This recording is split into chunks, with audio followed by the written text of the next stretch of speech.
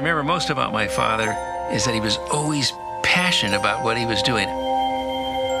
He used to always tell me, if you have a goal out there, and if you're willing to work for it, one day it'll happen.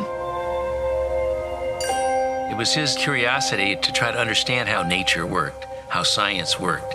And he'd always include me in all these adventures, trying to, get me to say the most important thing that you can do as you grow is to have an interest in this knowledge.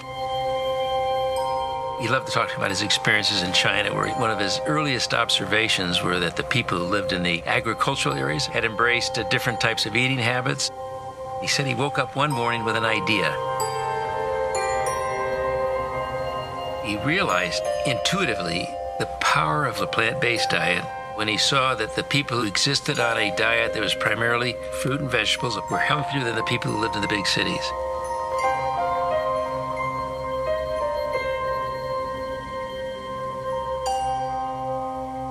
Theorized there must be hundreds, maybe thousands of important factors in a plant-based diet that were important in human nutrition. And he began to conceive of a supplement that you could make from plants that you could add back to the human diet. And then he came back to the United States in 1927, and 7 years later introduced NUTRILITE into the marketplace.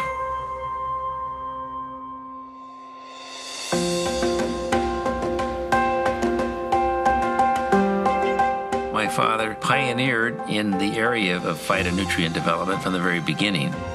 He was always working on experiments, trying to figure out ways to share it with other people. I think it was born out of his desire to help people. He did these simple little experiments with plant materials, and he saw these colors showing up in a chromatographic column.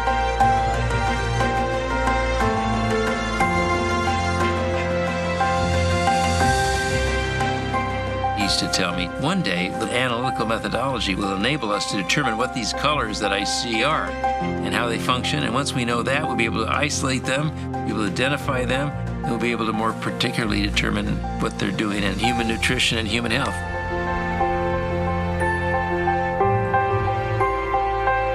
I think we've come a long way in discovering what nature holds, but we have a long way to go.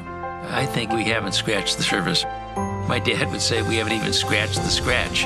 His thoughts way back then were very far-sighted, and now we're beginning to realize he was spot on. We've got to take responsibility for ourselves, our own health, the health of the environment, if we're going to protect and strengthen our society for the future.